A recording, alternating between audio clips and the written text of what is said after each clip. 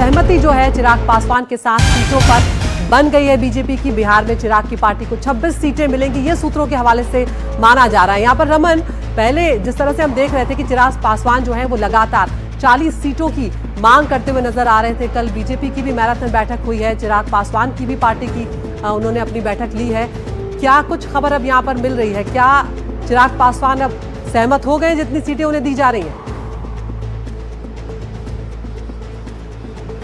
बिल्कुल अदिति, जिस तरीके से 40 सीटों की मांग चिराग पासवान एनडीए में कर रहे थे, जिस तरीके से हमने देखा कि 4 से 5 बार नित्यानंद राय और धर्मेंद्र प्रधान उनके घर गए। पिछले 2 दिनों में जो एक्टिविटी थी चिराग पासवान को लेकर, और उनके घर पे सबसे ज़्यादा एक्टिविटी थी और सबकी नज़रें चिराग पासवान पे थी कि क्या चिराग पासवान उतनी सीटों पर मानेंगे जितनी बीजेपी उन्हें एनडीए में ऑफर कर रही है। बताया जा रहा है कि 25 से 26 सीटें जो हैं वो चिराग पासवान को दी गई है और उस पर चिराग पासवान ने सहमति जता दी है। लेकिन इसके अलावा भी कई सारे डिमांड्स थे चिराग पासवान के, जो इंटरनल सोर्सेज से हमें पता चला था कि वो राज्यसभा की भी 1 सीट चाह रहे थे, विधान परिषद में भी 2 सीट चाह रहे थे।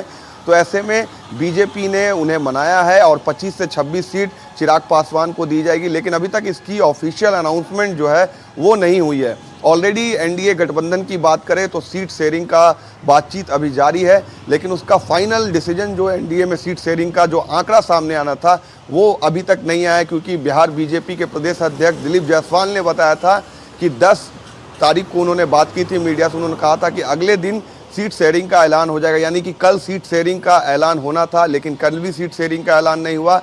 आज 12 अक्टूबर है, आज भी बातचीत जारी है। उम्मीद है कि अगर आज रात घोषणा नहीं हुई तो कल किसी भी हाल में एनडीए को अपने सीट शेयरिंग की घोषणा करनी ही होगी। उपेंद्र कुशवाहा, चिराग पासवान, जीतन राम मांझी, 3 बड़ी पार्टी बीजेपी के साथ निगोशिएट कर रही है और ऐसे में अब देखना होगा कि बीजेपी इन तीनों पार्टियों को कितनी सीटें देती है। हालांकि सीट शेयरिंग जो डिस्कशन है वो फाइनल हो गया, सभी की तरफ से बोला जा रहा है, लेकिन जब फाइनल हो गई है तो आंकड़े क्यों नहीं सामने आ रहे हैं? लगातार कहा जा रहा था कि इसका अनाउंसमेंट हो जाएगा। यही बड़ा सवाल है कि फाइनल हो गया है सीटों का बंटवारा, ये तो सब कह रहे हैं, लेकिन अभी तक ऐलान जो हो जाना चाहिए औपचारिक वो नहीं हुआ है। तो ऐसे में इसीलिए ये अटकलें बार बार लगती है कि क्या अभी भी सब कुछ ठीक नहीं है, इसीलिए ये सवाल उठ रहा है। लेकिन यहाँ पर एक और खबर ये सामने आ रही है कि बिहार में एनडीए का जो सीट बंटवारा है वो अब करीब करीब फाइनल है। आज बंटवारे का ऐलान कर सकता है एनडीए का खेमा, और कल 8 घंटों तक जो मैराथन बैठक हुई है उसमें आखिरी मुहर लग गई है। बीजेपी ने मांझी कुशवाहा को भी सीटों की जानकारी दे दी है। प्रशांत, यहाँ पर क्या अपडेट आपको मिल रहा है? क्योंकि हम देख रहे हैं कि चाहे वो मांझी हो चाहे वो कुशवाहा हो, सभी ने दिल्ली में डेरा डाला हुआ है। बीजेपी के जो अपने बिहार के नेता हैं वो भी यहाँ पर पहुंचे हुए हैं। ये देखिए, ये लास्ट मिनट जो हिकअप्स होते हैं अदिति, उसको दुरुस्त करने की कोशिश की जा रही है ताकि अनाउंसमेंट के बाद कोई गड़बड़ी नहीं हो। किसी भी पार्टी के पास, चाहे वो एनडीए हो चाहे महागठबंधन में, इतनी देर हो चुकी है कि वो नाराज हो सकते हैं 1-2 सीटों को लेकर। लेकिन कल जीतन राम मांझी की पार्टी की तरफ से ये दावा किया गया कि उनके पास सारे विकल्प खुले हैं। ये पॉलिटिकल पोस्चरिंग हो सकती है, लेकिन सच्चाई ये है कि किसी पार्टी के पास कोई रास्ता नहीं है, वो जहां पर है वहीं रहेंगे। ऐसे में 1-2 सीटों को लेकर कुछ तकरार हो सकती है, लेकिन वो लगभग पूरी हो गई है। और आज चूंकि 6:30 बजे बीजेपी की केंद्रीय चुनाव समिति की बैठक है, तो ये बिल्कुल तय मानिए कि उसके पहले बीजेपी चाहेगी, और ये लगभग अब तय भी हो गया है कि उसके पहले कम से कम कितनी सीटें कौन सी पार्टी लड़ेगी उसका एक ऑफिशियल अनाउंसमेंट कर दिया जाएगा। हम लोग लगातार इंतजार कर रहे हैं कि एक ऑफिशियल, बिल्कुल, और इंतजार हम सभी कर रहे हैं प्रशांत, और अब शायद जो सहयोगी दल है वो भी यहाँ पर इंतजार कर रहे होंगे। इस बीच में एक और बड़ी खबर का हम रुख कर लेते हैं जो दूसरे खेमे से आ रही। महागठबंधन की अगर बात करें तो कांग्रेस और आरजेडी में भी सीटों पर अब तक सहमति नहीं बनी है, तो दूसरा खेमा जो है वहां पर भी खींचतान का दौर देखने को मिल रहा है। कल ही लालू प्रसाद यादव ने पटना में 2 घंटों तक बैठक की है। कांग्रेस दरअसल बिहार में 60 से ज्यादा सीटों की मांग कर रही है, ये खबर यहां पर आ रही है, और आरजेडी ने कांग्रेस को 50 से 55 सीटों का ऑफर दिया है। तो अब ऐसे में क्या यहां पर खींचतान चल रही है, क्योंकि माना जा रहा है कि 5 सीटों पर पेच फंसा हुआ है। आरजेडी के विधायक रणविजय साहू ने क्या कुछ कहा है वो आपको सुनवाते हैं। पहले पूरी तरह से महागठबंधन एकजुट है और पूरी ताकत के साथ बिहार में एनडीए के साथ सामना होगा और बिहार में महागठबंधन की सरकार बनेगी, सामाजिक न्याय की सरकार बनेगी। नेता प्रतिपक्ष के समक्ष तमाम सीनियर जो लीडर हैं आए हैं और पार्टी पर चर्चा हुई। आपके आरजेडी का सीट क्लियर हो गया? निश्चित रूप से, बस कुछ ही क्षणों में आपको बताया जाएगा।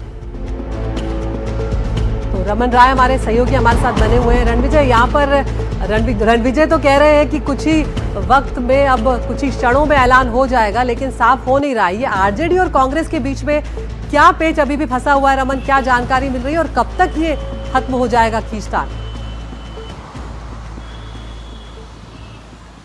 बिल्कुल अदिति, जिस तरीके से एनडीए में पेच फंसा हुआ है लास्ट मोमेंट तक, उसी तरीके का सेम हालात महागठबंधन के अंदर भी है। ग्रैंड अलायंस में बात करें तो एक तरफ आरजेडी कांग्रेस है और सबसे बड़ा जो चुनौती है इस ग्रैंड अलायंस में वो है मुकेश सहनी। मुकेश सहनी ज़्यादा सीटों की मांग कर रहे हैं। वही आरजेडी का कहना है कि मुकेश सहनी को उतनी सीटें नहीं दी जाए।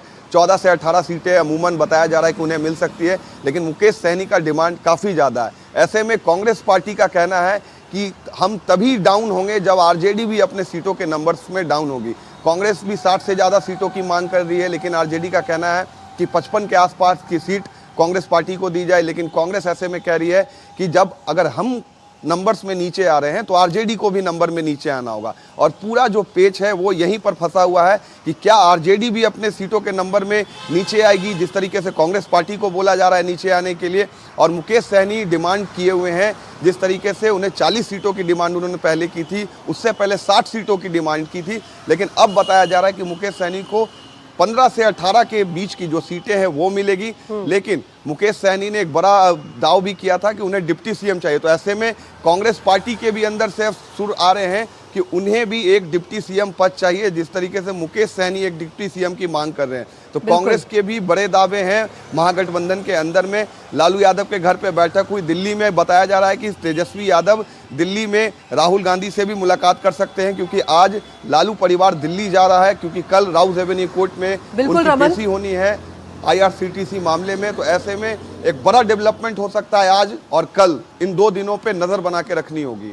बिल्कुल रमन और प्रशांत, आप दोनों बने रहिए हमारे साथ। यहाँ पर बिहार की राजनीति जो है बहुत दिलचस्प लगातार होती जा रही है और उससे जुड़ी लगातार एक के बाद एक खबरें आती जा रही है। महागठबंधन से जुड़ी एक और खबर यहाँ पर सामने आ रही है कि एक और पार्टी जो है वो महागठबंधन में जुड़ जाएगी। आईपी गुप्ता ने तेजस्वी यादव से मुलाकात की है। इंडिया इंक्लूसिव पार्टी के अध्यक्ष हैं आईपी गुप्ता और उन्होंने तेजस्वी यादव से मुलाकात यहाँ पर की है। राष्ट्रीय जनता दल अपने गठबंधन में इसे शामिल करा सकता है। तो रमन, यहाँ पर आईपी गुप्ता की जो पार्टी है इंडिया इंक्लूसिव पार्टी, उसको लेकर क्या खबरें आ रही हैं? कितनी सीटें उसे दी जा सकती हैं और क्या अब ये बातचीत भी फाइनल दौर तक पहुंच गई है?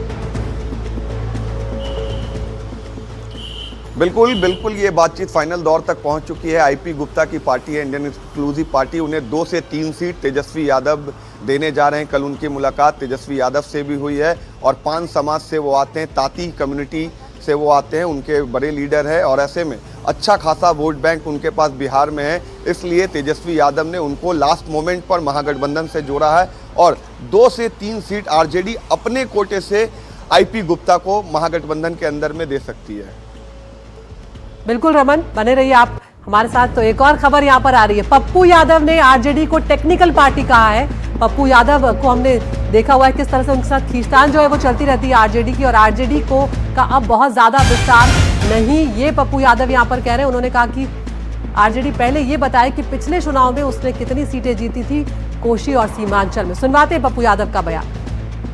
मैंने कहा कि मास पार्टी लालू यादव जी एक स्वाभाविक लीडर थे। कर्पूरी जी के बाद रामविलास जी, लालू जी, नीतीश जी। अब पार्टियां टेक्निकल होती जा रही है। मैंने ये नहीं कहा आरजेडी, मैंने कहा पार्टियां टेक्निकल होती है। फेसबुक क्या होती जा रही है, इंस्टाग्राम होता है, ज़मीन से सरोकार कम होता है और हमें ऐसे चीज़ों से बचने की ज़रूरत है और वर्कर का सम्मान करने की ज़रूरत है।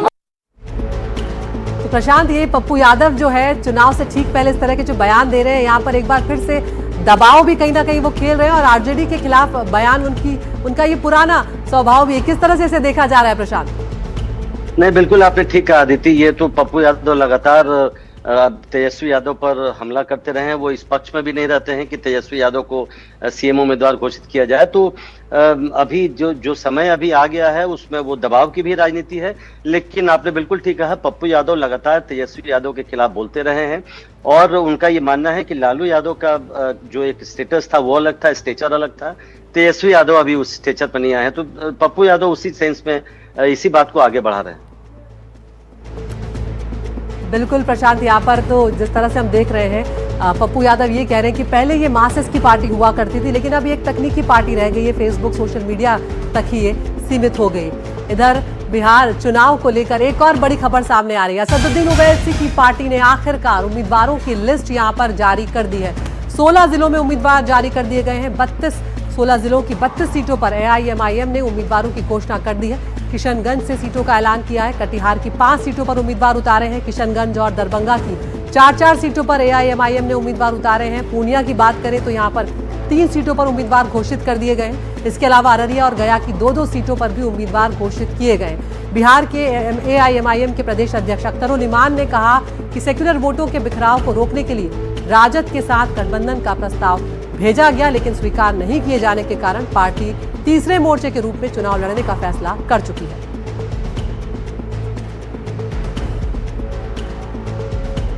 AIMIM बिहार ने बड़ी कोशिश की कि सेकुलर वोटों का बिखराव न हो और लोग एक साथ मिलकर लड़ें, जो लोग ईमानदारी के साथ सांप्रदायिक शक्तियों को शिकस्त देना चाहते हैं। लेकिन बड़े घटक दलों ने हमें इसका अवसर न दिया, जिसके नतीजे में मुझे तीसरा गठबंधन बनाना पड़ रहा है। और मैं इस गठबंधन का सिर ही मैं समझता हूँ कि कल तक आप लोगों को इसकी सूचना मिल जाएगी।